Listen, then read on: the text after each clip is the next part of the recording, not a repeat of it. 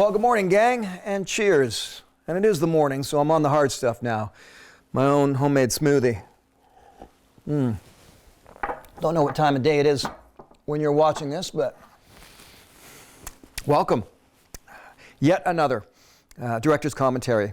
And with that in mind, I should mention that I missed 2 episodes from season 5. Totally forgot about it. And then Laura Bombier, who's the photographer, and was the photographer for a lot of the Survivorman and Beyond Survival, and even some Survivorman Bigfoot stuff, I believe.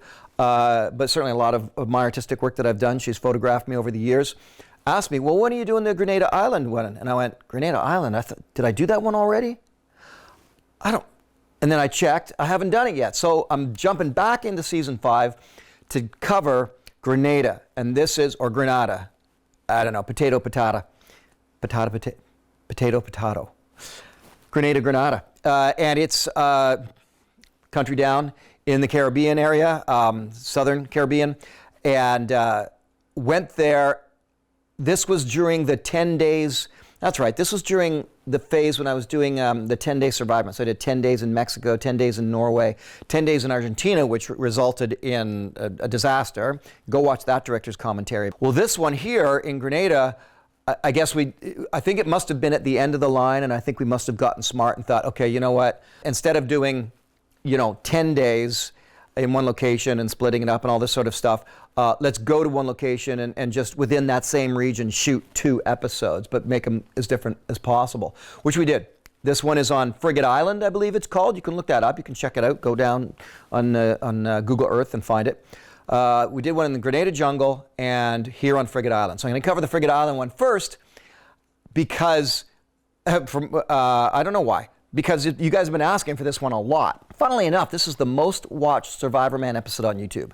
Reminder, if you don't want to see this without me, if you want to see this without me interrupting a million times to tell you stories, then just go to the playlist and find Grenada or Frigate Island, Grenada Jungle, whatever else you want to look for there, and watch the episode without the interruption. Or watch this commentary now, and then afterwards watch the episode, because then you'll know a little bit more of what's going on. There's a funny little controversial aspect of this Grenada Island one that I'm going to touch on, but let's just get started, shall we? The island of Frigate. An uninhabited tropical island that rests deep in the heart of the Caribbean Sea, not far from Grenada. Discovered by Columbus in 1498, the island has remained untouched by civilization for centuries, largely due to the fierce waves that pummel its rocky shoreline. I must say, I think in season 5 I was the most comfortable with my narration. When I do this narration, you got to picture me in Toronto, in a studio, headphones on, small room, sound baffling, and an engineer on the other side of the glass, and I'm reading to this scene. That's how you do it. I actually read to it. Not so much with Wild Harvest these days. With Wild Harvest, I just kind of read them into my home studio and send it in, and then they slot it in place. But here, I would read to the scenes. So it was very, very important to me with all of the Survivorman episodes to be involved in every single I would listen to the audio mix, check for the colorization of it all when they do the proper coloring of the film and so on. Everything. And so for narrating it, I would go down. I would save my time, be ready, go down to Toronto, and go into the studio and narrate. And in this season, I was the most relaxed. I told the story where in earlier seasons I wanted to sound a little rougher, but I have this voice that you can hear now. When I'm out there doing my thing, I sound a little more rougher like this because I'm out sleeping on the ground. Get into the studio and I've got a cappuccino in me and a full breakfast. I don't sound so rough and rugged anymore. I lose my Clint Eastwood appeal. So I had to get it back. So I would scream into a pillow. And Brian Eimer at Images and Sound, who's done all of my audio since day one, would laugh, but he would tell the story often. It's like, this is how dedicated Les is. He comes in and he blows out his voice by screaming into a pillow so that he could have the right tonality for doing the narration. All true. And a little darker side of this, there was a period of time when I was doing that still to get that, I'm here in Grenada on the island. Did you get that rougher, less Stroud sound? Where I would scream into the pillow, and I was going through my divorce, and I was so incensed and frustrated and angry, that I would scream out expletives, stuff that I'd wanted to say after, months of lawyers and divorce crap. I would scream it out into the pillow and then narrate Survivorman. Anyway, this is after that where I've clearly smoothed down things. Maybe the divorce was done when I did this narration, because I'm much more relaxed. Survival on a tropical island is not always what it seems. In a unique way, an island represents a strange form of entrapment. I can walk across this island in less than an hour. The birds can leave whenever they want, but nothing and no one else can.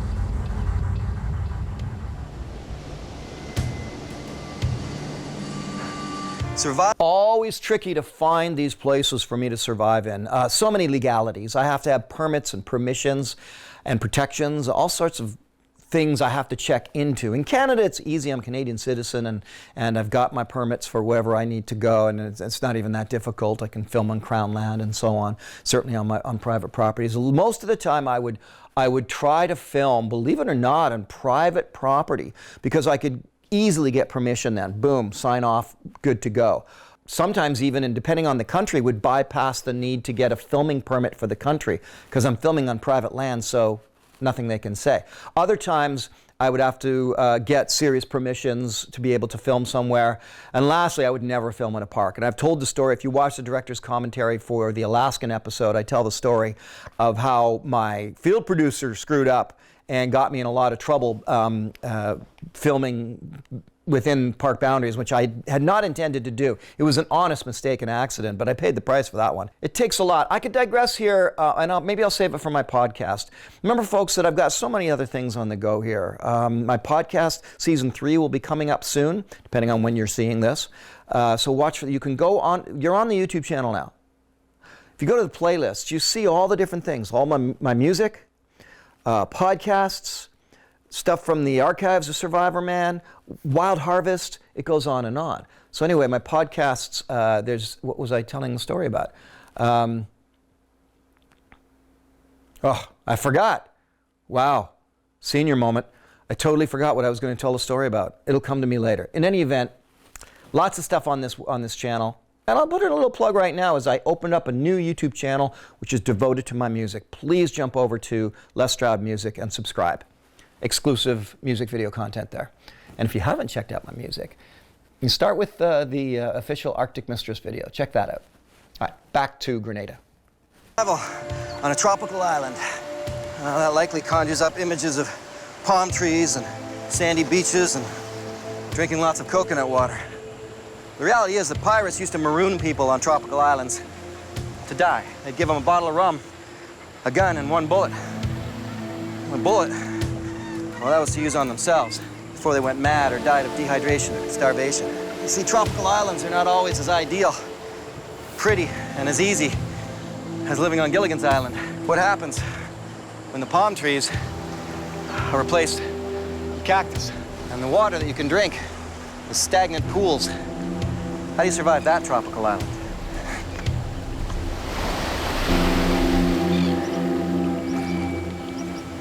There they go.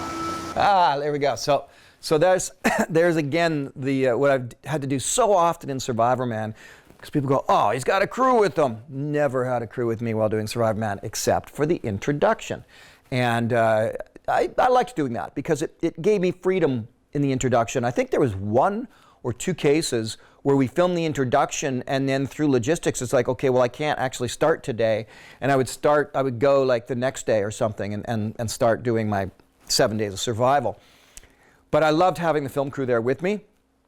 More often than not, it would be Max Atwood, certainly for the majority of them. But there were other cameramen that came along as well, and camera women as well that were wonderful. My role was to support your, what the environment was doing to you. I mean, my character was always the landscape. You were filming yourself and you interacting with the landscape. My job was to like capture that landscape. Like, what did that landscape look like? What did it feel like? That's kind of, I guess, was my mentality and my process when it came to doing my role on the shoot. My faithful team leaves me here, marooned and alone, for the next 5 days. They've left me here with a raft for safety, but the deadly ocean currents that hit this island make the raft all but useless. There's about another hour before the sun sets. I'm just gonna sleep here on these rocks. This is one of those situations people have asked me about the access I have to the outside world, and I often put it this way: look, the majority of the time, so let's say, I don't know, 50 to 70% of the time, no access, or no access whatsoever. There'd be a small percentage, maybe 15, 20% of the time where I would have a phone with me, like a satellite phone, and it wouldn't work. It wouldn't get out past the jungle canopy, sort of thing. And then about maybe 10% of all the episodes I ever shot, I had access with a radio or a satellite phone, but that, again, very, very rare. And there was a small percentage of time, maybe about 5% of the time, where I could have just walked out. And I say that usually in the show. I say, well, I could walk out, but I'm here to survive. In this situation, certainly I'm on an island, a deserted, if you will, island in Grenada. This was one of those cases: no satellite phone, no way of walking off the island. I'm there for the week, like it or not, and they're not coming back to check on me. So I had to be really, really careful about how I proceeded, because this is it. If something happens to me, I get bitten by some sort of venomous snake, then it's just going to be body recovery whenever the crew comes back to get me. Hope that it doesn't rain. Before I do that, I'm going to scrounge around, see what I can find. There's always something on the edge of the ocean. No matter how pristine or how remote of a place you are in, you will find flotsam stuff that comes up. Now, check out what I've got here. Half a bottle of water, which in an hour or two will be an empty bottle of water. So that's an important point that I make here that's going to lead into the controversial scene that's coming up later, is that when you are on the ocean beaches, it's just garbage everywhere. You know, I don't want to go down some deep environmental political road, but what I will say is that the things that I tend to tackle or take on or willing and ready to debate or discuss is not so much the larger, big, massive picture of protecting and looking after our planet. It's the smaller pictures, such as pollution. And if there's one thing that saddened me in my journeys around the world and disgusted me, it's been the level and the amount of pollution that exists out there, specifically plastic pollution. And my voice would be always definitely be behind if there's any way to, we'll never eradicate plastic,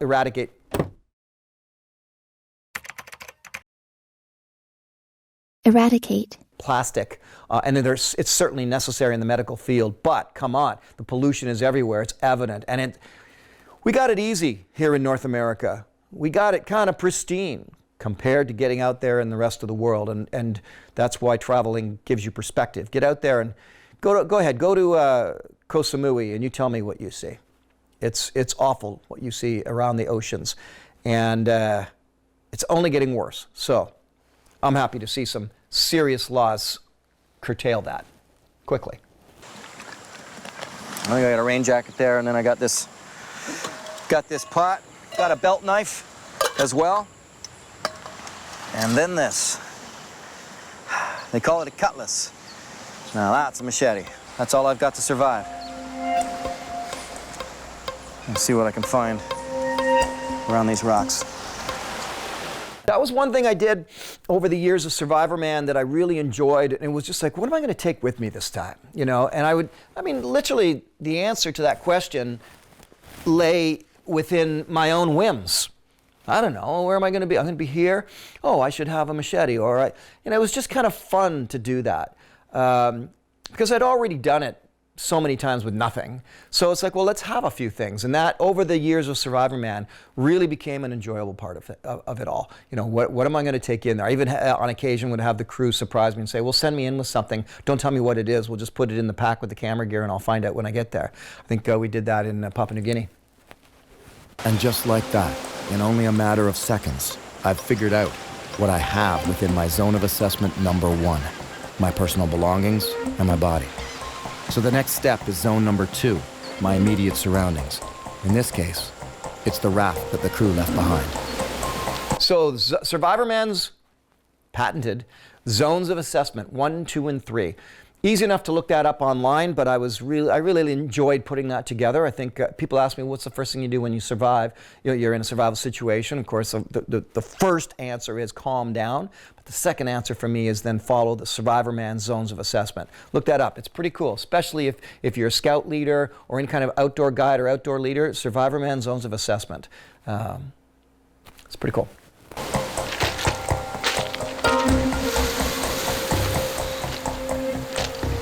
Look at this. Well, there's always stuff, right? Water bottle. I like it. An old lighter. So let's pause it right here. Luke, put up the just the shot that we're looking at instead of me. Okay, so you see that? So this is the scene. So where do I go? How do I go there? Fortunately, it's not the evening, and I haven't had 2 glasses of wine or a couple of beers, so I'll probably be diplomatic here. But there is this little pissant on YouTube that is claiming that I'm a complete fraud, a complete fake, and everything was set up. He's a whiny little Bear Grylls wannabe. With basically, this is a kid who's about 24 years late to the party, and he wasn't invited in the first place, and now he's showing up like he should be the, I do all these things. I could go on and slam this guy of the joke that he is in terms of, it's just someone, he's just gotten into and fallen in love with survival. He probably grew up primarily on Bear Grylls. I don't know. He claims that he, and shows photographs, so he's done it, where he's learned from Matt Graham. Matt Graham's someone I respect. Matt Graham is an insanely skilled individual. Wonderful man to learn survival from. Do I think much about dual survival that he was on? No, I don't. I think the show was stupid and it was staged and faked. But that's not reflective upon Matt himself. Matt is a tremendous survival instructor. And this punk ass guy shows him being with Matt, and so I've learned from, I've done this, and I'm in the jungle, and it's just like, so you're a wannabe, we get it. But the whole premise of his channel is that he was saying that I'm fake. And this was a big one that he points out is the lighter in Grenada. And it's just total and absolute bullshit conjecture. It's like, yeah, what are the odds of? What are the odds of? Have you not been around beaches around the world? There's an insane amount of garbage on these beaches. And if I go back just a little bit here, let me go back just a little bit, because he specifically points out a couple things here. So right here. Well, there's always stuff. So he goes, oh, look at how that bottle is perfectly placed. First of all, I already had a plastic bottle that I showed because I had some water with me, so big deal.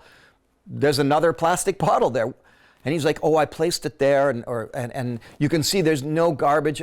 Well, this is a side angle, first of all. There's a lot more garbage. You want to see garbage? Look close. Just look closely. Sure, at a glance, that doesn't seem to be, maybe on a sand beach it's more evident. So this is a rocky beach. Walk around it, there's tons of garbage on this island. It was sickening, to be honest with you. So then we get to the lighter. Right. Water bottle. And I don't think I even used that water. I'm just pointing it out. A water bottle and this lighter. So let's go a little bit further. I like it. An old lighter. Now, in this moment, the lighter was just there. You can even see the rust on the lighter. He actually goes to such great extent. He points out that, he says, oh, the rust that's on the rock, that I manufactured that. I made it with, I forget what he says, some other rock or something like that. Look, I go where I go with the only agenda being to play out this survival mode for 7 days with what I bring in with me, which I always show you, and there we go. But I always say, it's also depending on what you find, right? So in Alaska, I made a hammock, for goodness sakes. So I found huts that I didn't expect. I found cabins that I did expect. On and on it goes. So, yeah, was this lighter there, or did I play? Of course it was there. And what a fluke! What an absolute fluke! And it even had has some fluid in it. So for me, this was an opportunity. It's like, okay, let's show this story. Let's tell this story. Do you think I really needed to take a lighter with me to get a fire going? And yet, this kid, this little whiny wannabe, goes to great extent. Anyway, he's been slammed by most of you for the garbage that he spews. But I wanted to, I knew I was going to get to this when I got to the Grenada Island thing, and I wanted to address it because the kid's an idiot. So anyway, let's carry on. I don't know if that's water or fluid in it, but you can see it's been there a while. There's the rust stain. If this works, I'm gonna be smiling. Hey, all right. So that's fluid. Oh, that's fantastic. You could see the surprise in my face. I wasn't sure if it was going to work or not. I thought it was water inside the thing. And well, I'll make use of the spark if there's still a spark. And then turns out it was fluid. Who knows how long it was left? Somebody sat down there, had a smoke, put their lighter down, and forgot to pick their lighter up. End of story. Don't know why it was made such a big deal of. Fantastic. Somebody's smiling down upon me right now. If I don't look beyond my circumstances, I never know what advantages may exist to help me through a survival ordeal. Oh. I see something right there. Fishing line. Hang on. That's a hook. I see the hook. By the way, before you turn away, I hope you're still watching. I got a creepy story to tell you, a spooky, paranormal, creepy story to tell you coming up soon. I've walked only 100 yards, not even that maybe. And I've got myself fishing line, ouch, and a hook. And I even found a lighter that works. I'm not gonna have any time to fish right now. And besides that, I've got to catch some bait. Anyway, the fish aren't just gonna jump on a hook. I did feel raindrops. I see some major rain coming. This is not gonna be pretty. I got nowhere to hide. I'm gonna light this fire now before it does start raining bad. I can't believe I found a lighter. That's just So as the old saying goes, when it comes to surviving or being out in the wilderness period, you're either always dealing with weather or preparing for it. No other options. amazing. Yep. Beautiful. I absolutely loved that I had a lighter that I found on the island. It was like great. It's like coming across the cabin in Norway or the survival shelter in Labrador. What a great thing to show and tell when it comes to actual survival. It's like, yeah, sometimes you get lucky. And I mean, I've done 60 Survivorman episodes. It's the only time I ever found anything I could light a fire with, such as a lighter or matches, and I never found matches. I found that. I don't think I did. I found that one lighter, and I thought it was great for the story. Uh-oh. That's not good. I usually fail at a fire, but I need that blade. See, now, what's the irony there? I have a lighter, and I actually failed at my fire. So it actually, even having those advantages, it teaches you things such as don't become complacent just because now you have a lighter. I got complacent there.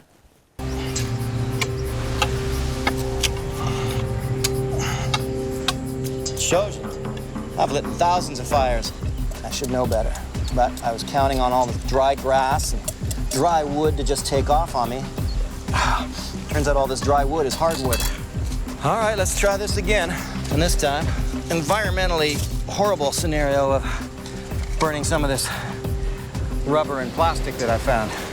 That means I can get this fire going, then I'm gonna use it. Instead of using the lighter, I see I've got some wood here that's smoldering really nicely.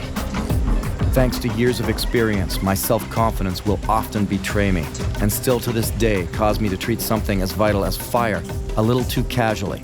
Yet the importance of this fire is as strong as it is for any survival situation. So it's a good point there. You know, so now I have a lighter, but instead of using it again, even one more time here, there's coals I can blow into and blow them up and bring them into flame again. And it's a good point, good little lesson to point out there. When you have something as advantageous as a lighter or a pack of matches, that rationing will always be a big part of survival. All right, fine. Let's try some rubber. And now there's this, and that is the burning of garbage, plastic, rubber, horrifyingly bad for the environment. But this is survival. Better to be carried by, Sorry, here's the saying. It goes like this. Better to be tried by 12 than carried by 6. Basically, if you're in an actual life and death situation in survival and you can chop down a electrical pole, we call them in Canada hydro poles, because some town's going to fall out of power. Don't worry, the emergency situations, they have generators for that. Then you get rescued, then better to be tried by 12 than carried by 6. Ripping apart a rubber shoe here.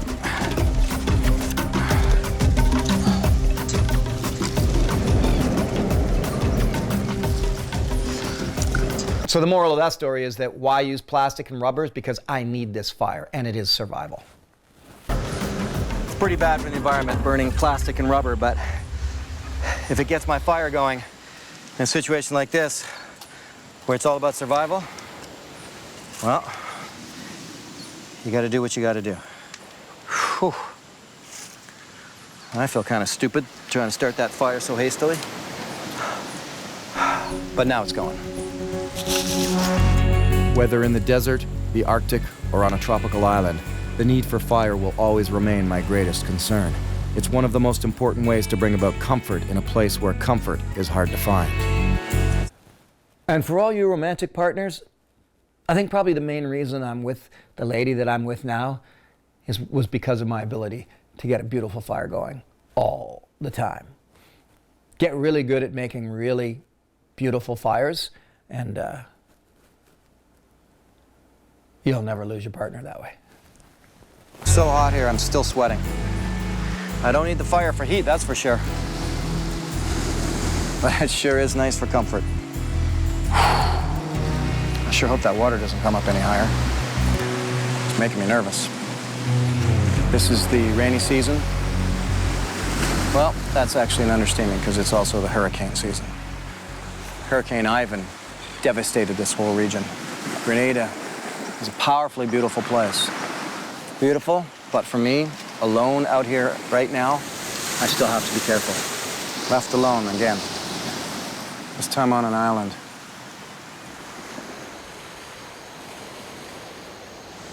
And try and get some sleep. It's not going to be easy sleeping on a rock. I'm still sweating at this point. You know, there aren't too many experiences that are as powerful and beautiful as sleeping out under the stars by the ocean. If you can't survive the psychology and the emotions, it doesn't matter how many fish you catch or how many fires you get going. You'll still perish.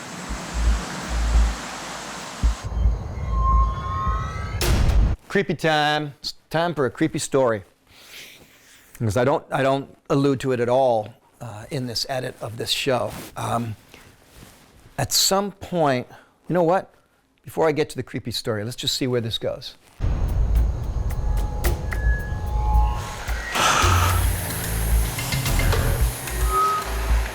And here comes the rain. Okay, there we go, 3 a.m. So before this happened, I was trying to sleep on the rock, and it was just awful, terribly uncomfortable. It's like, okay, it's like sleeping in an airplane, sitting, when you're sitting upright. You can do it for brief moments, but it's awful. So I went up onto the island just a little bit, and there's actually the base of there must have been a cabin there at some point, because it's just the cement base of what was once a cabin, and most of it is like grassed over and mossed over. You can walk by it, you don't even see it, sort of thing. And there was a little flat spot there, so I went up and I slept, or I tried to sleep, before it started raining, beside this old cabin that used to be there. Now, you've heard of the phenomenon, what do they call it? Something like the old woman on your chest, or the old woman sitting on your chest sort of thing. This phenomenon where you feel like you're being crushed, you can't get up. And apparently it's often related to an old woman sitting on your chest. Very creepy stuff. In my life, I have had this experience 3 times. Each time it was an extremely profound event. Once when I was 25 and nearing exhaustion. Another time not nearing exhaustion, but we'll get to it when we do the Bigfoot stuff, but top of a mountain while I was filming Survivorman Bigfoot.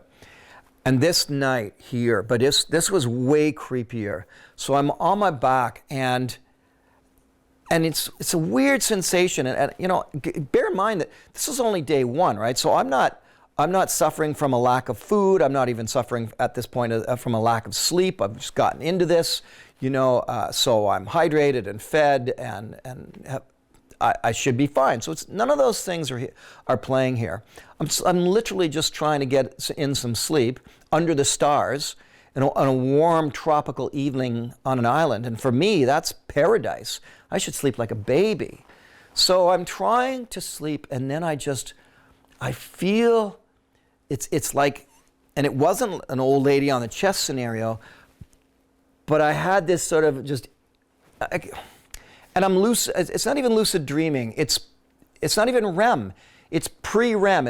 I'm trying to get to sleep, laying there, and I have this sense of this creature. And this is kind of a little comical, but it's almost like a golem, kind of creepy creature, pushing against my face, and you know, and until I literally lashed out in I was going to say my sleep, but in my lying there, I lashed out, just stop, you know, what the, you know, and I was right beside this old foundation, right in this, and it was the sense that I got, it was like it was this creature from beyond, this other energy, this paranormal activity situation there that was didn't want me there. It wasn't. It was, in a minor sense, it was malevolent, and you know, sometimes you can have different experiences. They're not even malevolent. They might even be slightly benevolent, but this felt dark.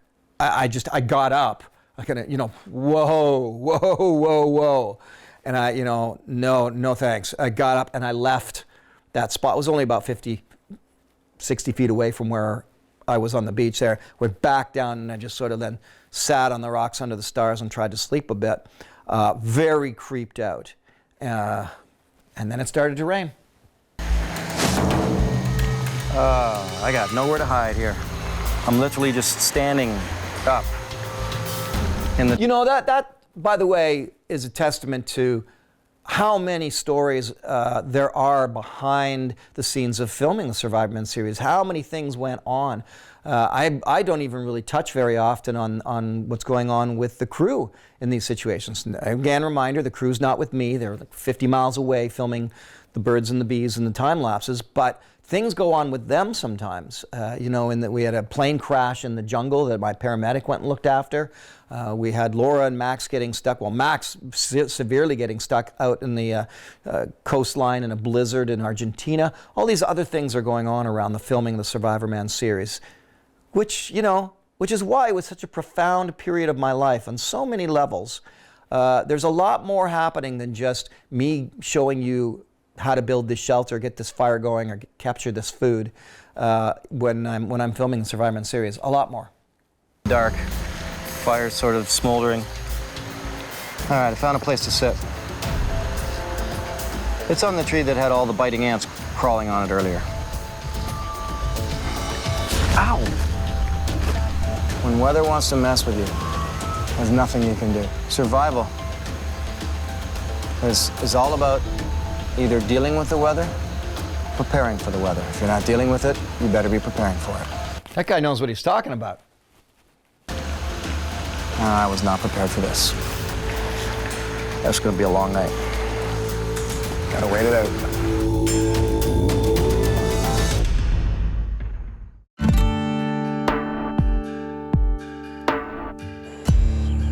Starting a fire was easy after finding the lighter. Keeping it going will be another story during this rainy season. Fresh water, however, is another matter. Well, this is how I spent the night last night. It's not going to help me out here. I can't get across the strong ocean currents to get to the mainland anyway. I do have this LifeStraw here for drinking water. I want to try it out, but it's not going to help me for salt water. Check this out. I put the cup at the back of the dinghy to collect rainwater. Look how much I got. So that's a huge bonus, using this as a bit of a rain catch to give me some drinking water. The fire's still smoldering at least. That's a good sign. Throw another hunk of wood on it. Hopefully the rain will hold off and I can scavenge for some food. 25 years of survival, and finally, this is the first time I've been around cactus while they were actually bearing fruit. Oh, I caught it.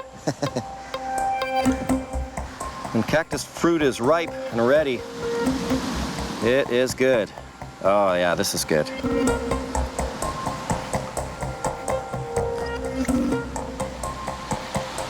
It's an interesting point there, you know. What's been so great about filming the series, or what's so great about filming the series over so many years, 18 years, by the way, of production on Survivorman, was that sooner or later I came upon, you know, assets to survival, if you will, in different locations. A lot of times I'll be in a location, well, they're not ripe, they're not ready, they're never here this time of year. But to be in a situation, in a survival situation, in a specific location, I was like, hey, the cactus berries, cactus fruit is ripe and ready. Awesome, because I've been around cactus so many other times in my life, and it's not ripe and ready. This time it just happened to be. I love that when it came to filming the Survivorman series. Just, it's like, wow, perfect season for this. I'm definitely going to film this and show this. I'll watch for more of these. Should be a good boost of energy. I found some garbage, some plastic, these black garbage bags. And I set them up so I could catch more rainwater. Clearly, plastic I must have planted there, you know, so I don't, you know, because. This prickly pear, you don't get a lot out of these guys, but what you get helps. Here we go. Not my favorite of wild edibles, yet there are a lot of them on this island. Not bad. Prickly pear cactus was actually once used as a food crop for many desert dwellers, but I'm on the edge of the ocean, and that means possibly fish. There's a lot of line here. Definitely enough to cast out there, but I'm gonna have to untangle it, and I want to get it around this bottle. This is not the easiest shore to fish from, so it's gonna be mostly throw it out, let it sink to the bottom, and hope for the best. Usually a tangled mess, the fishing line I find on islands is also often too weak to use. It snaps with an easy pull. But sometimes I get lucky, and it's still strong enough to use. The trick will be getting the hook and bait out far enough to catch a fish. Well, no sinkers around, so I'm going to try using this little piece of shell because it's got a natural hole for me. It's a bit heavy. Maybe it'll help to get the line out there far. Hook, line, and sinker.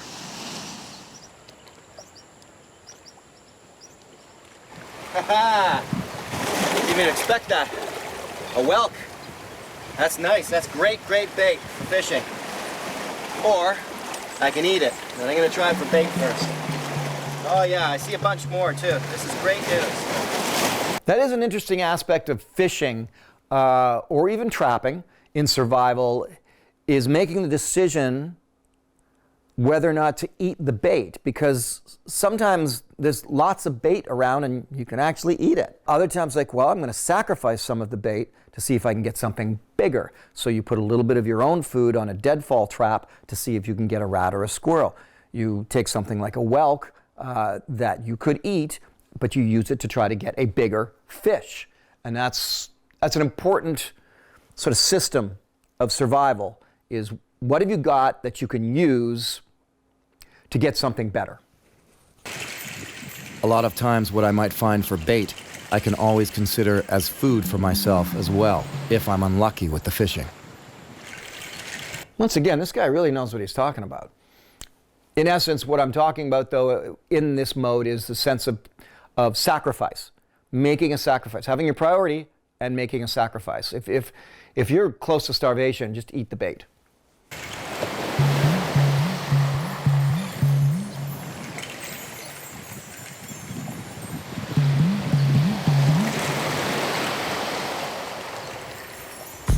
There we go. Something biting on the other end already. I felt the line go tight. Something's biting, something's biting. got something. I got something. Woo-hoo! That's a little ocean perch. Now, you notice the little delay before I went, woohoo! It's because it's like, I don't have it yet, I don't have it yet. It's like trying to get the fish in the net when you're fishing from a boat. Not yet, not yet. You can't celebrate. And you get that fish into that net, it's like, you got it, Same thing. Until I had it in my hand firmly, I was like, and then the release and the excitement. This was a very exciting moment for me, catching fish anytime. You know how difficult it is with just a line? To be able to get it out into the ocean from the shore, tough stuff to do. In Argentina, I had a really great one set up. I could cast it far, and I got nothing. Oh, yeah. Look at that.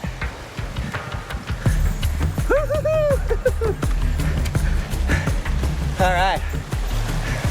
I'm calling that lunch. And there's still bait here. I'm gonna toss this line back out while I'm still here and see. Forget the whelks. We're eating fish today. What a great way to start. So I know now that I can access a quick food source close by. And that's a huge psychological boost, but it'll be a short-lived one. Unbelievable. And all of this here would be excellent. Interesting narration there. I did some foreshadowing. I didn't think I usually did that. Of course, at this point, I know the story. This is months later in the studio that I'm doing the narration. I can't even remember why that situation would be short-lived. Unless, does the fishing line break, maybe? Oh, guess we'll have to find out. As I always say when I do these director's commentaries, it's been years since I've seen this film again. So some of this stuff, I can't even remember what happens. Excellent bait. I say would be because on the last cast, I lost the hook. So this is it for fishing. Just in case, I'll leave it over here. Now that's disappointing.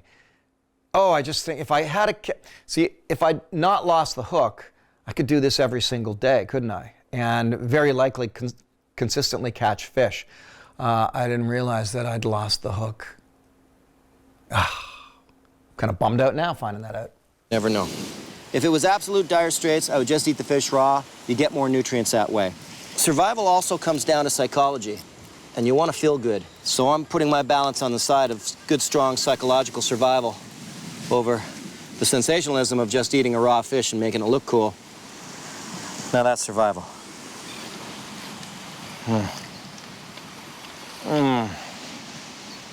Now that's a clear jab at, the other shows that came along, and gosh.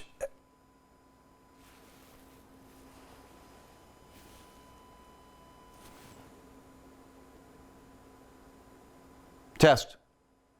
Oh, hang on, Luke, I gotta find out what's going on here. Hey everyone, allow me to interrupt myself. I don't really like hawking merchandise and swag, but you guys do ask all the time where you can get certain items. For example, check this out, Hennessy hammock. I put a lot of time and effort into designing this hammock with Hennessy. It's their top hammock. It's an amazing, beautiful, comfortable hammock to enjoy for all of your adventures out there, so just check it out. It's got a full-size tarp, which is a big thing for me. It's got insulation, and I love it. So I've got the Hennessy hammocks. Of course, for years I've been in a phenomenal relationship with Hella of Norway, Hella Knives. And this is our signature knife, of course, the Tamagami. These knives are handmade. In fact, I've been there to this very ancient factory where I don't know how many, it's well over 100 years that they've been operating, and every single handle is handmade. All of the grinding, everything is done by hand. And these knives are absolutely beautiful. I also now have a brand new relationship, and you will see these items, new foraging tools that I'm designing with LT Wright Knives out of Ohio. And also, Chef Paul Rogalski of Wild Harvest has the signature Chef Paul Rogalski kitchen knife collection. Those are a big thrill to me, to have these beautiful items that we spent years designing, and I still have them available for you. However, if you want to go more the route of just enjoying the Survivorman legacy, if you will, then of course, go to my website, LifeStraw.ca, go to the shop page. Right there, you've got everything. All the swag, all the merch, such as my manual on survival. This is if you want to get into survival. This book is meant to be a way to walk you through step by step, because I deal a lot more with concepts than I do with specifics, because that's really important. Once you understand the concepts of fire by friction, for example, you can do it depending on where you are, because I can't give you the advice on how to do it here in Canada and hope that it's also going to work down in the jungle. Things are different. So I've always been very proud of this book, Survive. So that is my survival manual. Also, if you weren't aware, I've got the book Will to Live. I wrote this book well, it's kind of for a lot of fun. I took my 10 favorite survival stories, such as Chris McCandless Into the Wild or the Robertson family and the life raft, and I basically dissect them with this book. I tear apart the story, I go through everything, and I even give them a little bit of a grade on how I thought they did. So I really enjoyed writing this book. It's a real easy read, it's a fast read, but I think there's a lot of insight there for you into all of these different examples of people who have either survived or perished. Speaking of books, so honored, so thrilled, so proud that Wild Outside, my first children's book, has won the Yellow Cedar Award, Best Nonfiction Children's Book in Canada for ages 7 to 14. I tell stories from Survivorman, lessons learned during those expeditions and adventures, and there are even activities they can do in the out of doors. So there you go. My new book, my children's book, Wild Outside, Around the World with Survivorman, has just won the Yellow Cedar Award, and I'm up for another award yet. And in keeping with stuff that's going on right now, we are also up for an award for our Season 1 recipe book from the series Wild Harvest. And if you've never caught the series Wild Harvest, check this out. Woohoo! Beautiful little rainbow. Dinner. This perhaps is the most incredible kitchen scenario I've ever had. When you start getting involved in local foraging and bringing the ingredients home and playing with them in the kitchen, can you create a dish where the domestic ingredients don't overshadow the wild ingredients? Hey there! Oh! Go on! Now the job's getting fun. This dish is a showcase of how great these foraged ingredients come together. It's the best when it's its own flavor. When you're making something with a wild edible, you're nailing it and not losing the wild flavor. Sometimes it is about the ingredients. Tell me that doesn't look awesome. 2 seasons right now, 26 episodes. In the United States, it's on PBS stations. You can also get it on this YouTube channel. In Canada, Cottage Life TV. In Sweden and Norway, on Matt Canalan. It's on National Geographic. Asia, which includes China and India. So my Wild Harvest series is playing around the world now, and we, with every single season, create a recipe book based on the recipes that we show you in the actual shows themselves. So that's Wild Harvest. And of course, if you want the DVD, you can get that on this website as well, LifeStraw.ca. And let's not forget too, that I'm a musician. The CDs themselves are available on the website. The next release will be the re-release of the Mother Earth album on vinyl. But go on Spotify, Apple Music, wherever you listen to music, or on my website. You can go to the shop page, you can pick up all of my CDs. So this is the last one. This is my 20th anniversary selection. Check it out. Every film I've ever made, 76 films in all of the Survivorman, Bigfoot, Beyond Survival, music documentaries, one-off films such as the award-winning La Loche about the school shooting up in Canada and a healing canoe trip. This is my 20th anniversary, 76 films. And people that have picked this up have raved about it. And I'm really proud that I can say I've got 20 years of anything, to be honest with you. That's available for you as well on that Les Stroud shop page. Okay, that's me hawking my stuff. Back to the video.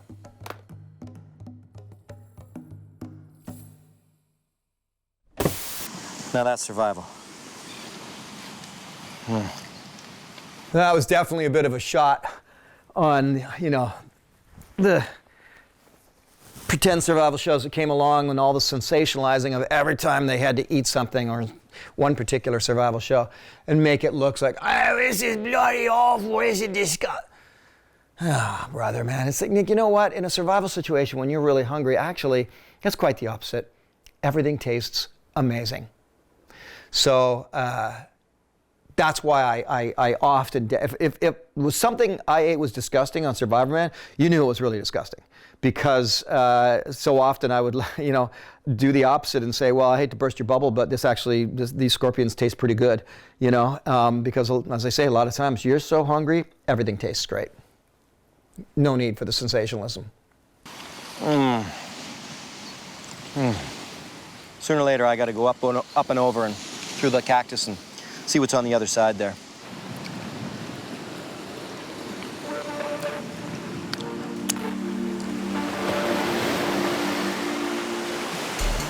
I never wait. Yeah, I remember that now I could have gone exploring right away, which would have been the smarter thing to do, but I guess I didn't show much travel here. I mean, I'm not where I was when I first landed.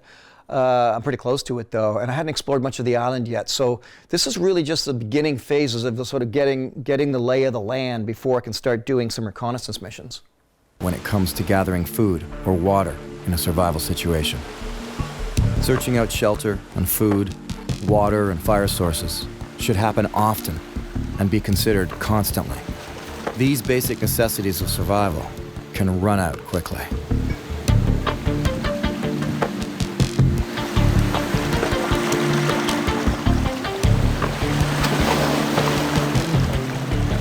Make sure I don't slip my foot into a sea urchin. There's a few of them around here. Regardless of the fish that I've just caught, the reality is I've also lost the hook. Nice. So that may very well be the last fish I eat, and the whelks here are plentiful. Well, I'm hearing an awful lot of big thunder rumbling behind me. So I want to cook these up right now. All I have to do is put them right on the fire. I think a lot of times people want to know, well, what about the bugs? Why aren't you getting bitten and eaten and so on and so forth? Two answers to that question. One is they're never really that bad, as you might think. Now, Ontario, Canada in the spring, total other story. In fact, lots of Canada in the spring. It's can be horrifying. And there are times, certainly in jungles and deserts and tropical locations, when the gnats and the sand flies, and that can be pretty bad, but nothing really compares to black flies in Ontario, Quebec, Manitoba. The black flies are absolutely insane. Maybe I think a bit in Minnesota. And that's what I grew up with. And the second part of that answer is that I don't freak out. Conversely, when I was a kid, when I was a teenager, I was probably a little suck about it, But I guess over the years and that, and I have told this story before too, is that while being an outdoor guide up in Canada, I had to remain stoic. I'd often be guiding teenage girls who'd be, and boys who'd be freaking out. One mosquito would show up and they'd all go start spraying in the air and with the DEET and running away. And it was just, so I had to become very stoic about it. So that's why I often did not really talk much about bugs and so on, because they weren't first, if they were first and foremost on my brain, they were bad.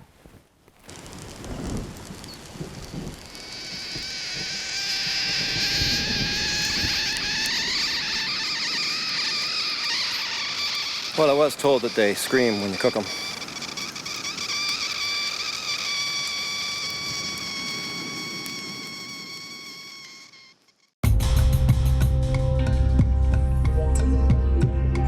I've lost the one hook that I had found. This is the edge of the ocean, however, and in a strange way, whatever floats in on the ocean waves make it a potential land of plenty. Yet either way, I'm still very isolated, though I'm technically a short boat ride from safety. I haven't seen anybody out there all day, not a single boat. So I could scream as loud as I want, light the biggest fire, hit the most smoke, and it doesn't matter. I'm still stranded here, and without rescue is complete and pure survival on the island. Sort of almost reminding myself of that fact that, there's no satellite phone working here right now. I've got no contact to the outside world. I'm stuck on this island. And that's something I think too often in movies, for example, we get to the action part. What's the action part in a survival situation? Well, a huge action part, of course, is going to be being rescued. And what we don't see, because it would be just boring to film, is the endless hours of monotony and boredom that happen because there's no rescue going on. There's nobody around. Nobody's coming. And maybe no one will go by this bay for 30 days. That's a long time to be on your own and surviving. But that is the stronger reality of any survival situation, is you're mostly just out there in this utter stillness and boredom, nothing going on, nobody around. So what are you doing to protect yourself in that moment? That's why you have to stay busy.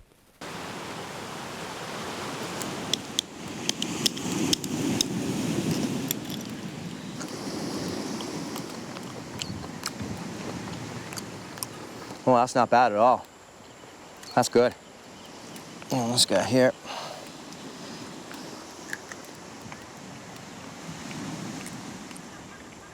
That's even better. Lots of them. Very edible. Those whelks are really tasty. All right, I'm gonna climb up through here now and check out the rest of the island. Looks to be a bit of a pathway here.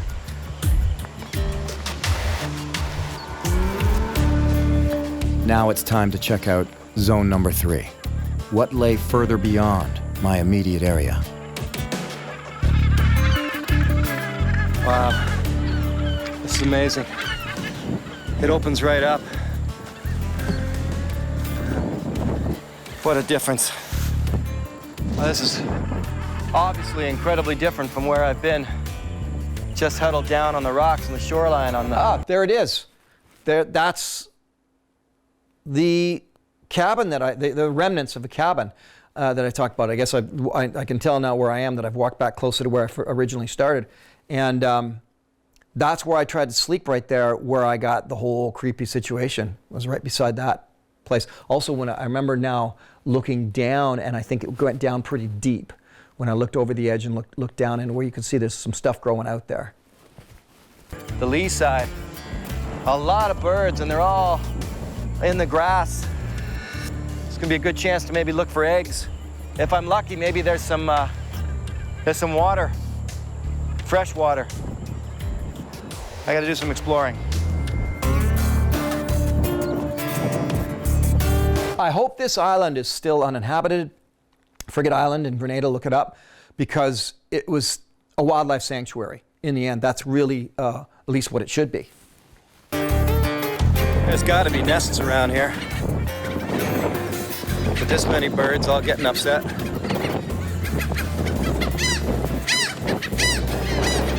Gotta be eggs around here. Gotta be. Or little chicks.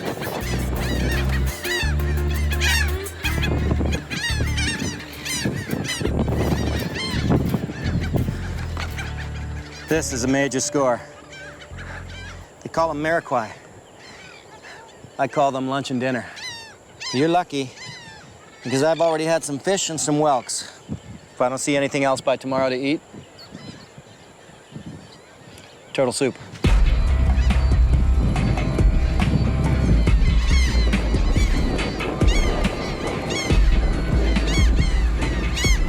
Now, in the end, I believe I never do eat a turtle on this episode, and I was referencing them so you knew they were there, but I think I was not permitted to touch them.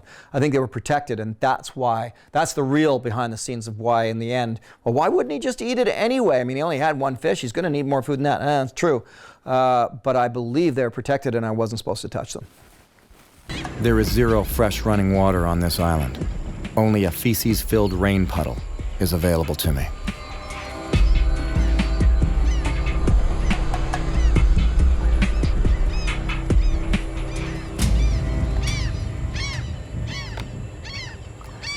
That water is only drinkable because I have this LifeStraw, or if I were to boil it. But drinking it straight, and I'm likely to kill myself. I can't imagine what's in that pool of water with the dead birds and turtle feces. But with the straw or with boiling it, I can drink it. And that's great, because now I don't have to rely on rainwater. When the rainwater comes, it'll be a bonus. Now, just for clarity there, those LifeStraws were pretty brand new when I shot this episode, so that's why I was trying them out. I think they're pretty great, definitely worthy of having in your survival kit, but they're not the be-all and end-all. A better, stronger, more bulky or more heavier filter would be better, and of course boiling water. Really, in some situations like this one, for example, you'd want to take the water through the filter and then boil the water that you get from that. That would be the safer way to do it. Better than that, catch the rain.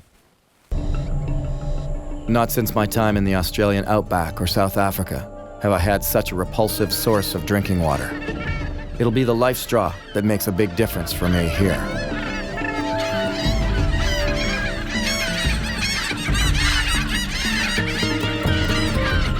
They're dive bombing me.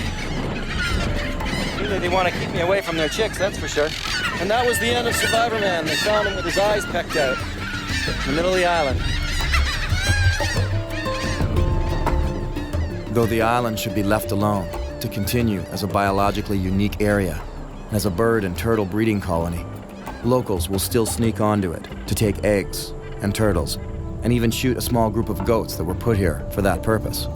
Grenada itself could be a World Heritage Site due to the still pure nature that exists here, and this island in particular could be a shining example of natural beauty, especially if they remove the goats.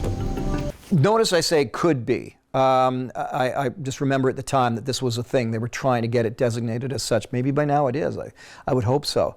But unfortunately it became that, there wasn't just at the time anyway, there didn't seem to be a lot of political will to make that happen. But what an opportunity. A remote island, nobody owning it, it's not, no habitation of any sort. Perfect opportunity to create a biosphere, if you will, or an ecological zone that is protected. At least I know I'll stay dry here. That's a long night when your pillow is a rock.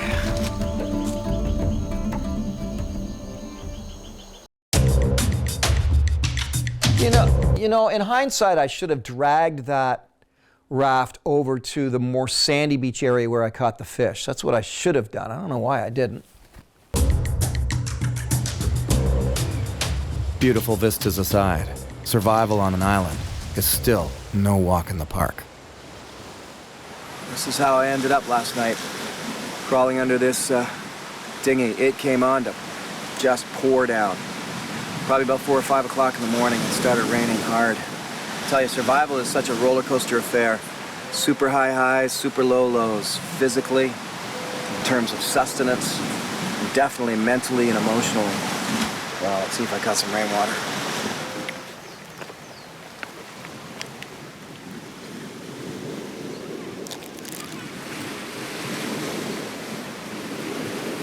Oh yeah. Advantages and disadvantages when it comes to the weather. Say, well, it's cloudy and it's rainy and I gotta hide from the rain. That's very true. I'm collecting rainwater and that's a lot better than drinking out of that sludgy puddle. I'll take the rain. I'll take the clouds right now. Well, since I have the cloud cover, I can go hunt for some bird eggs. Even if I find only 1 or 2, finding eggs would be a huge boost.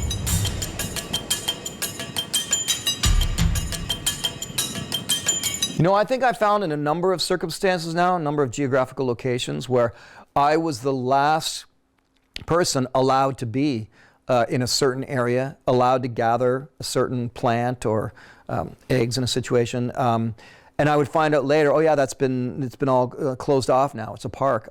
For example, in Snowshoes in Solitude, when Sue and I spent the year living in the woods of Wabakimi area in northern Ontario, we were there on Crown land, and same thing as BLM land in the United States. And now that area is completely engulfed by the park. Thankfully, it's wonderfully so, and it's being protected as a result. But we got in there before that happened, and that same thing with Survivorman. Number of locations I got in there. I filmed Survivorman.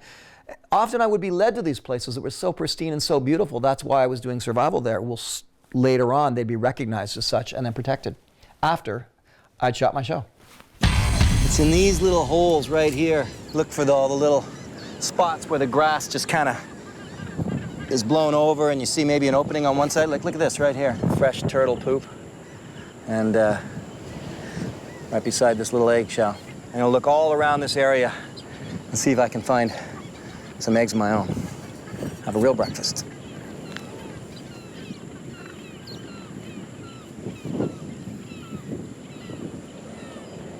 Oh, look at that, right there. A pair of chicks, which I could eat, but they're hatched.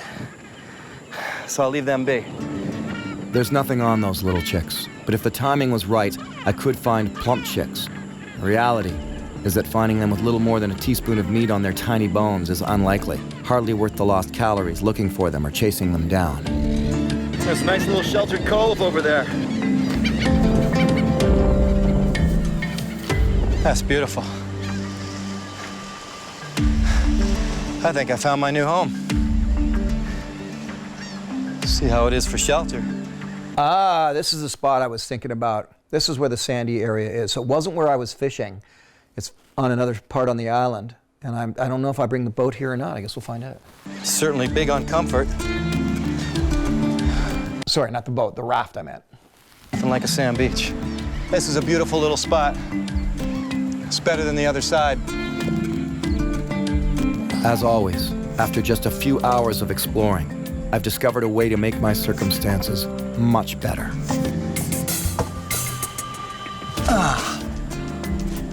A few ants, but they'll settle down at night, I think, I hope. Oh, God, it feels good on the back. Nice view, too. Just beautiful.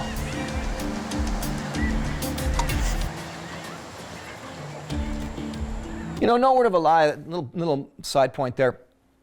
If you've never done this, do this. Get yourself a mat of some sort, like a yoga mat kind of thing, and go out into nature and lie on the ground and look straight up. Do that for, a good 15 minutes. It's profound.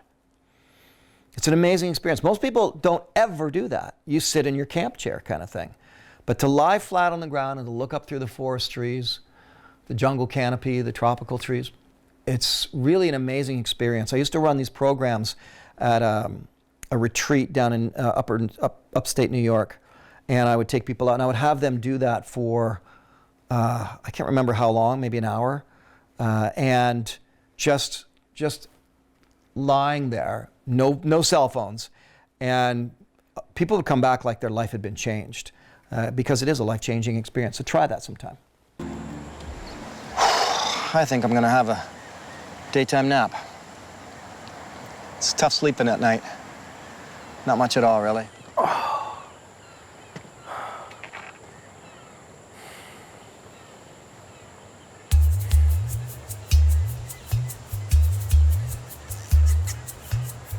I've noticed there's a channel that does really well. I love his stuff, actually. Outdoor Boys or something like that it's called. But he goes in with fully stocked with food, fully stocked with equipment. It's basically camping. Basically doing survival techniques, but while camping, which is fun and so easy. I did that. I would do that when I was camping and guiding. I would do some fun survival stuff. But meanwhile, I had tons of food and cooking equipment, all the rest of it. Why did I want to go down that road? I'm not certain, to tell you the truth. But I'm really having morning foggy brain right now. However, I will say here that, this concept of getting sleep. Now, see, with Outdoor Boys, for example, big, beautiful, 4-season sleeping bag sort of thing, you're going to sleep like a baby.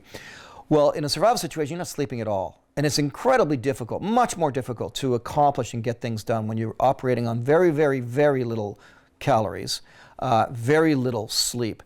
So to stop in the middle of the day and to take time to have a nap, even a 2-hour nap, can save your life in a survival situation. So remember that one. You're not sleeping at night, grab that nap in the middle of the day. What if somebody's looking for you? Yeah, I get that. But you can go insane if you don't get enough sleep. Getting sufficient sleep remains vital to keeping a clear mind for survival. Telling you, this guy knows what he's talking about. Where I'm staying right now, I haven't seen any birds coming over here at all. I'm gonna hope that it's not gone bad, but it seems like it's actually abandoned because nothing's been around it. Try and cook it up. Now that was relatively easy. One single egg hiding under a log. I didn't even have to go looking for it. But finding it without any adults protecting it seems suspicious to me. Still, it's worth a taste test. If it's fresh, it could be delicious. Come on, baby, burn. All right, I'll let that catch and get ready to cook an egg.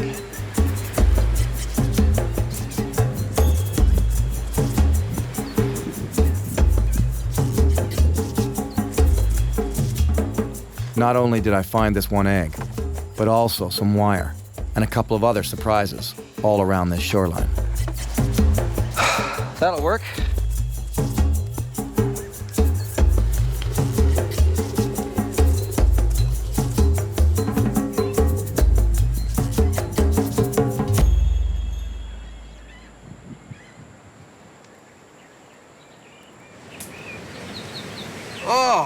Oh, God. I think that might have been a waste. I think this was simply a bad egg. Maybe it was a dead egg. Maybe that's why it was left there. Oh. You know what? I eat that. I run the risk of making myself horribly sick, because that doesn't smell.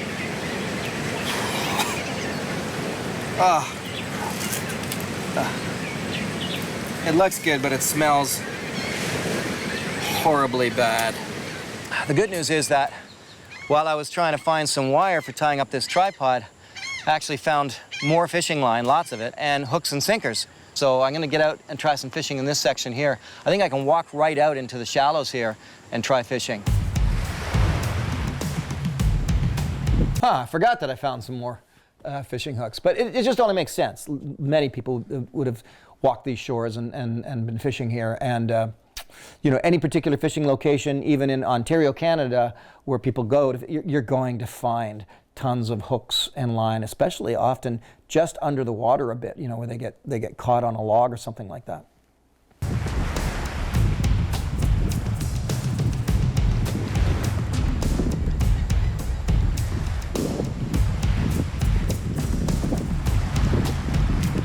No whelks, but I've got a handful of snails I'll try out on the hook. The area here is not as rocky and perhaps not as fruitful as the other side of the island.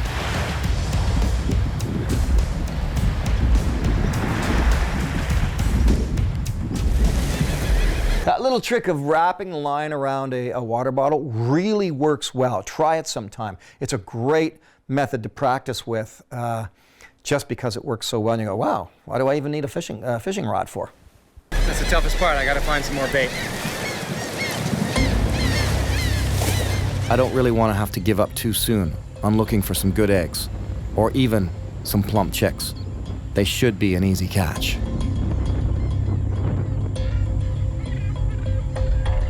What I'm looking for is an actual live chick, big plump one that I can grab and eat. I think what's happened is I'm about a week too late. Most of the chicks, they're up on their feet now, and I always watch them scurry off into the rocks there. I'd have to run, throw a rock. I'm not saying that's not possible, but in fact, I'm gonna go look over there and see. This is highly unlikely, but it can't hurt to give it a try.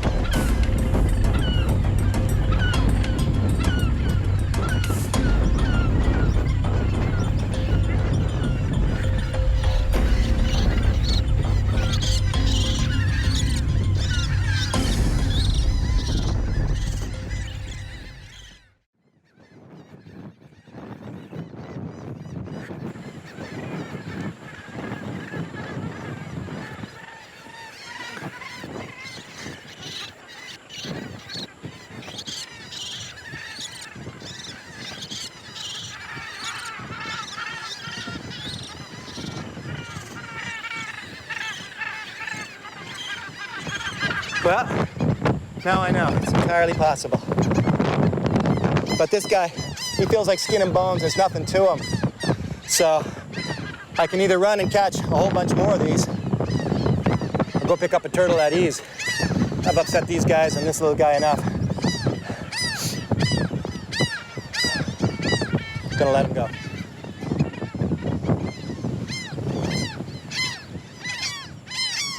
And off he goes.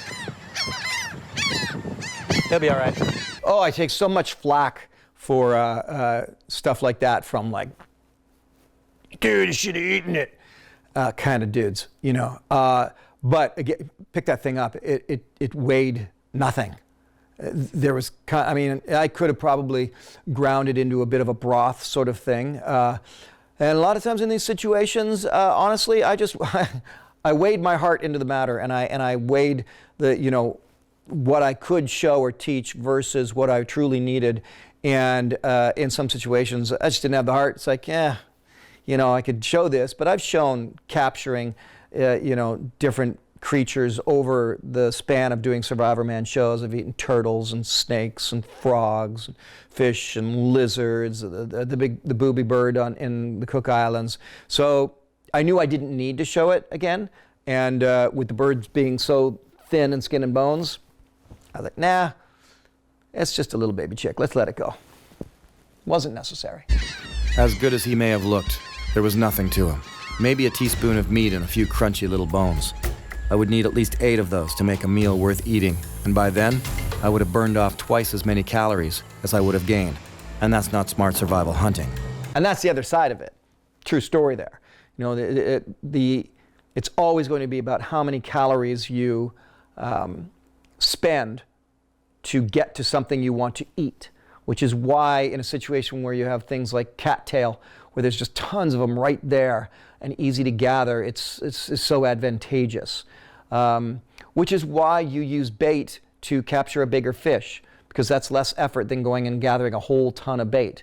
You can get one fish, and that one fish is already much better than all the bait you'd gather. So you have to always prioritize this out, the amount of energy you're spending towards the amount of energy you're going to get. Not when hundreds of turtles are an easy pickup, as soon as my body tells me I need more food. Well, what's more important to me right now is water. Dehydration will shut me down quick if I don't keep drinking. That's foul-tasting stuff.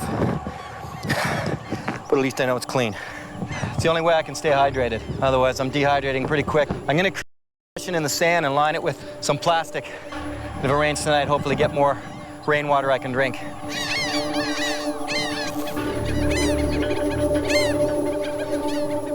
One small trick is to not eat too much. The more food I eat, the more water I need for digestion. And this is not a land flowing with milk and honey. Just one. Also true story. The more food you eat, the more water you need. And so if you are an incredibly limited amount of water, as I was on this island, it was really scant. This was one of my dehydration episodes. Then it is better to not eat too much. I think that's probably why I didn't go for the turtles as well. If you know, gorge yourself on some food and you have very little to no water for digestion, in a survival situation, certainly you're going to end up with a terrible stomach and intestinal issues. And I remember that on this island now that, gosh, it was just, it became, the rain stopped, I believe, and it became nothing about just getting sips of water. Disgusting water too, by the way, in that puddle. And I knew I could still be. Thing about not having food in your system is you can go an awfully long time. Now you lose a lot of energy, you become quite lethargic, but you're quite fine for quite a few days. One stagnant pool of rainwater filled with feces and dead birds. I got this crab here. I can eat him, but I want him for bait. That's looking like fish bait to me.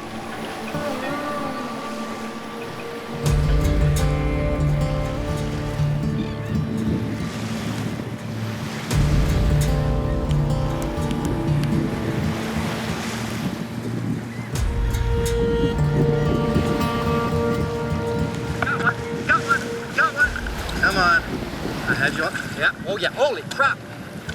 It's a big one. Come on, baby. Stay on the line.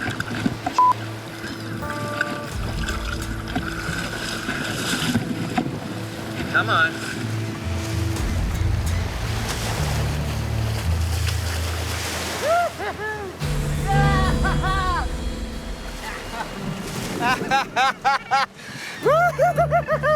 Oh, yeah! I had a good feeling about that all along. Look at that, baby. That's dinner. Oh, yeah. I'm getting repaid. The gods are repaying me for letting that little chick go. You see, I left the turtles alone, And I let that little chick go, and we get to this. Now, think about it. If I hadn't let that little chick go, the rest of the afternoon would have been spent getting a fire going, boiling up that chick in some water, getting broth, and getting some nutrition, but not much. Maybe a teaspoon of meat. Instead, concentrated on going after a fish because I had found those hooks in the line, and completely rewarded. So, you know, I talk up in my book, Will to Live. Luke, show a little picture of Will to Live there. In that book, I actually dissect 10 different survival stories. And to each story, I put there's a like score sheet together on the varying elements of survival that are necessary. One being your skill set, another one being the kit you have, another one being the shape you're in. But one of the elements of survival is certainly luck. Now here you sort of see them all come together at the same time. The kit is something I found. The skill is my ability to fish properly with that rudimentary kit. And the luck in there is that I chose to not go after that little tiny chick and instead spend my time fishing, and there were fish in this little sandy bay. So put all of that together, and you know, in hindsight, you look at it and you start to see what hopefully are smart decisions that I've made. And that's one of the things I constantly try to teach in survival situations. Are you making smart decisions? Are you making any decisions? You must make proactive, smart decisions, and you can't do that without information. And you have to assess that information. Use your zones of assessment, for example. And in this case, I went for it. I totally forgot about this. This is great. Exciting for me. I couldn't believe it. That was freaky being in the water and having him on the line. He fought well.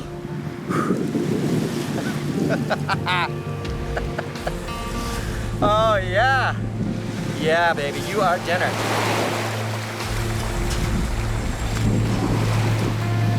You know, one of the undermentioned realities here is that I'm a boy from Canada, grew up fishing, so I'm very familiar with fishing and how to eat fish.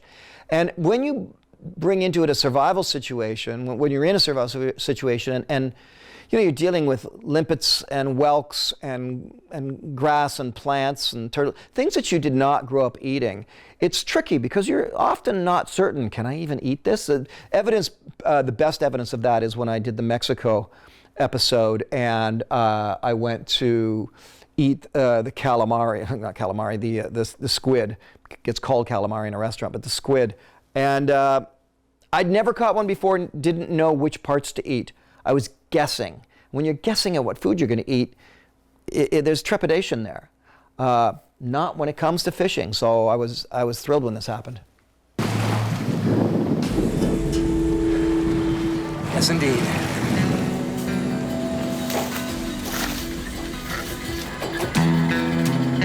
With such little water to drink, I'll have to be careful I don't eat too much. But this kind of a meal is an incredible psychological boost. Which brings to point the fact that what I would have rather have done would be to cut it up small and boil it in that cup and and eat the fish that way, delicious, have the broth. However, there was only salt water. So, and I can't just drink a whole big, brothy soup of salt water. So without a lot of fresh water, it starts to limit what you're doing in survival. So much of survival comes down to your freshwater supply. And I'm not going to forego it. Oh, and there for my little buddy, little pissant guy who thinks that I was like cheating and lying about what garbage was kicking around when I found the lighter. I mean, look at the beach there. There you're getting a better angle on the kind of junk that is kicking around.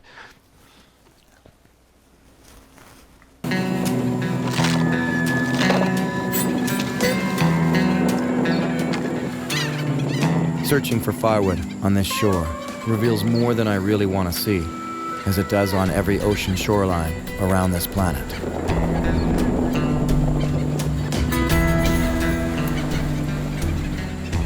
Oh, I figured this is just really, really good karma. You know what would make a great survival situation would be in a location like this, and then just make your survival be based off of only garbage that you find. I should have done one like that. You know, if we get this channel to 1 million subscribers, you're going to get a more and brand new Survivorman. Got to get it to 1 million subscribers. In fact, I might even do a little Kickstarter campaign or a GoFundMe or something like that to make that happen. Shall we?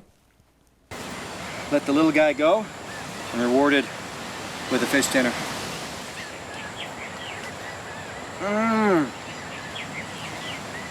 Oh, I can guarantee this tastes a lot better than that little bird.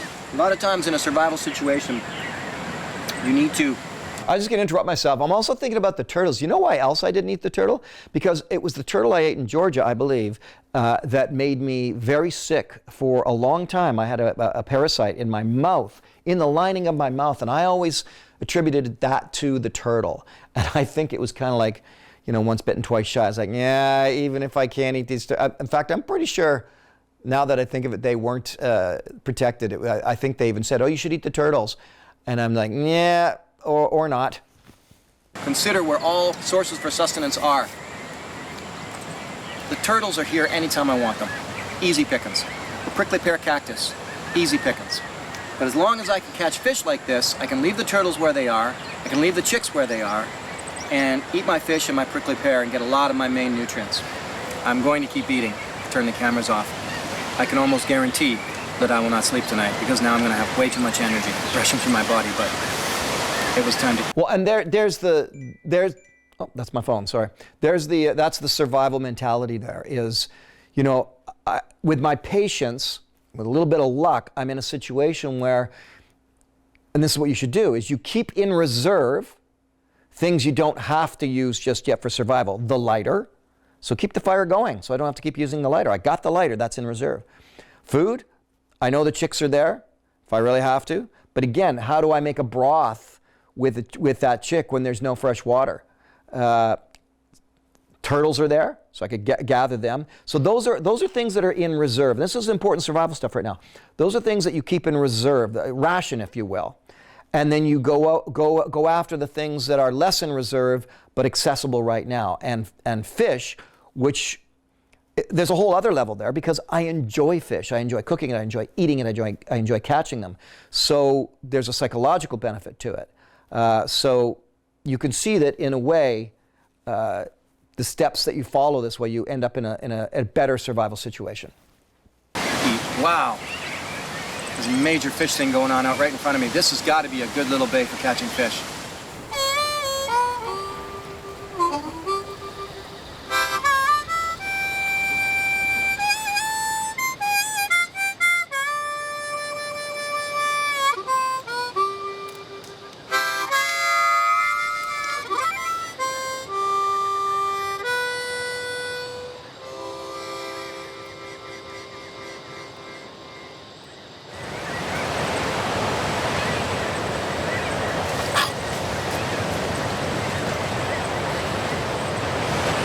Ants.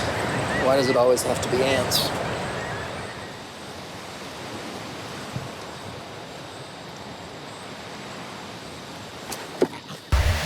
Across the channel from my island lay safety and people, but the currents here are deadly and they take lives. And so I remain isolated and alone within view of salvation, and that's classic island survival. Last night's the first night it hasn't rained, so I actually got a little bit of sleep. When I say in view of salvation, I think I might have been able to spot the odd light on the distant shore. And yeah, in a real survival situation, that can be torturous. Early in the morning and already that sun, well, I can start to feel its heat. It's going to be intense today. I can feel that coming. Before that happens, I'm going to get out and explore along the outer zone out there, just to see what else I can find. Boy, under the tropical sun, it's not a good place to be when heat stroke could mean your life.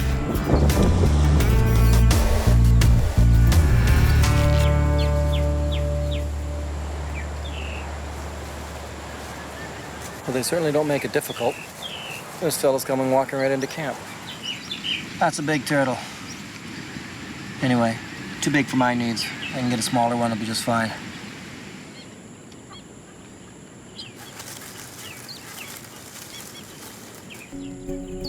With abundance like this, I can afford the time and calories to search for eggs.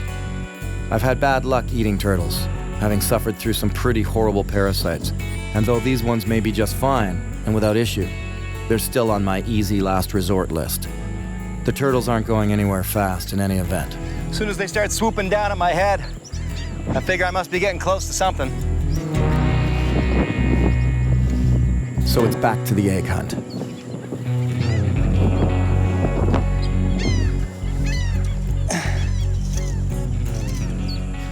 Ow!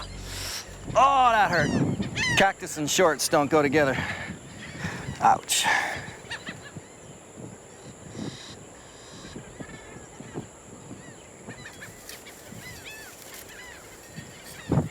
Hey, hey, hey, there we go. Awesome, check this out.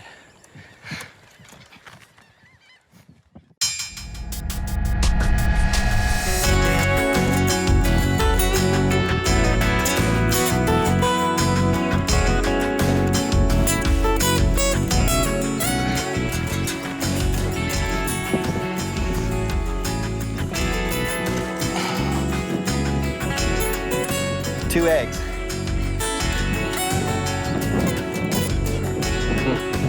Sounds solid.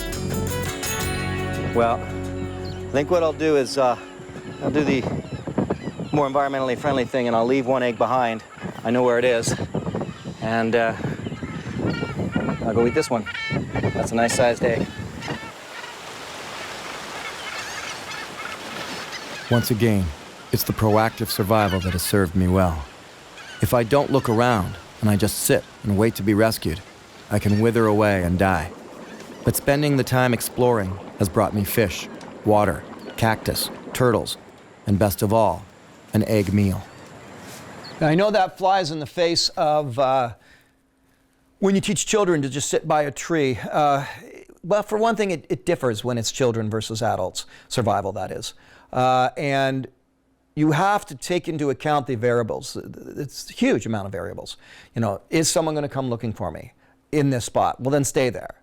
You know, does anybody know that I'm lost? Yes, a whole bunch of people in there, they'll know that you're not, they'll know by now that you're lost. Oh, well, that matters huge. Then maybe you should also stay put.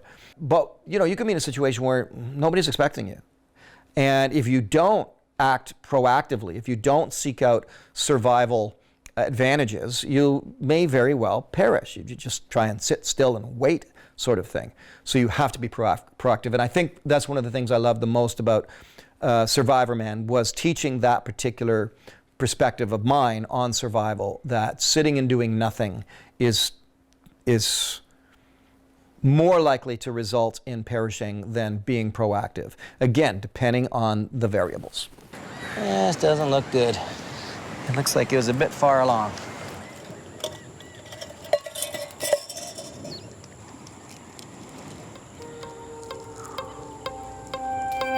Well, that looks and kind of smells disgusting, actually.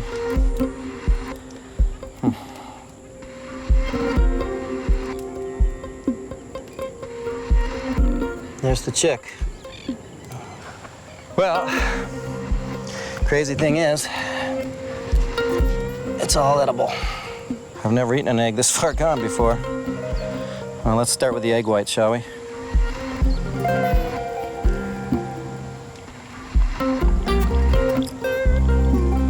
Oh, that's actually good. Wow. All right. Now let's try the chick.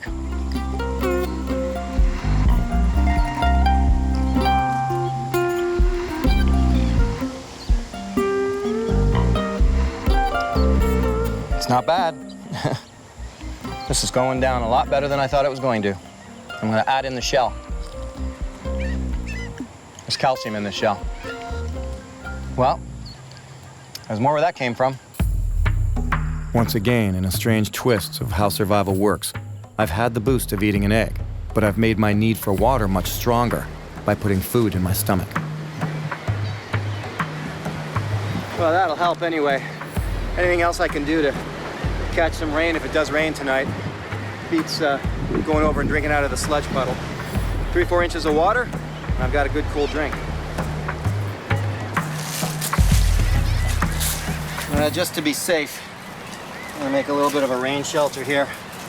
In case it does come on to rain tonight, I don't have to go running to the other location through the cactus in the dark. This is the rainy season, and I have to remain vigilant at protecting myself from the elements.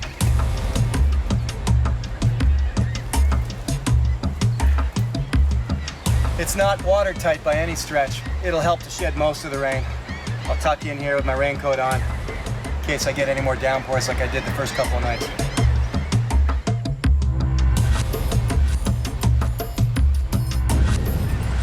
It's always very humbling when you do well in survival. It's humbling because just about anything could go wrong in a survival situation, and usually does. I'm always asked, what's the toughest place to survive? And the answer is always the same. It comes down to temperature. Give me heat or moderate temperatures, and I'll get by. Drop it below freezing, and survival becomes quite the struggle.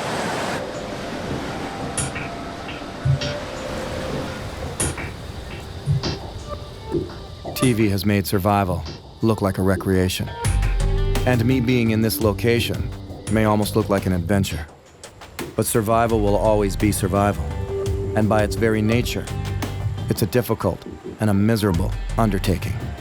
Not to be. That's actually one of the things that has bothered me about the massive movement into survival. When I say bother me, what do I really mean? It's that, you know, when I first began showing survival on television, and bear in mind that before Survivorman, you had, I mean, I had never seen them, but you had Ray Mears over in England, phenomenal instructor, but he wasn't surviving, he was just showing bushcraft skills and some survival skills. Same thing with Bush Tucker Man, loved Bush Tucker Man. I think his name was also Les, actually. But again, not going out, not spending the time, not actually surviving. And that was one of the things I wanted to show was, look, there's nothing about survival that's fun, it's miserable. And then it became this recreational thing that's massive today with all the classes and courses and so on. But I don't want to speak against the fact that learning survival within the brackets of a recreational activity is fantastic. It's a great way to do it because you're safe, you know you're going home, and you're not actually starving. But I always want to be careful not to disrespect the reality of people who've actually been in actual survival situations. They will be the first to tell you it was effing miserable, and you couldn't pay them enough to ever be in that situation again. So that's important to remember. True survival is awful, awful, awful stuff. And I didn't want it to become, oh no, it's just fun. And there's a whole, on one of my podcasts, I do a whole talk on the difference between bushcraft skills, which I think are about thriving in nature and having fun, primitive earth technology, which is more about community and thriving and these age-old skills from varying cultures, and then survival, which for me is do anything you can to get out alive. And there's the differing philosophies in those three levels. And of course, they all dovetail, sure they do. But I was often leaning on survival. I'm going to use bushcraft skills, I'm going to show you primitive technology, but I'm leaning on the reality that I'm teaching you some survival, and survival will never be pretty. Wished on anyone. Huh. Well, that sure paid off well. Unbelievable. Worked perfect.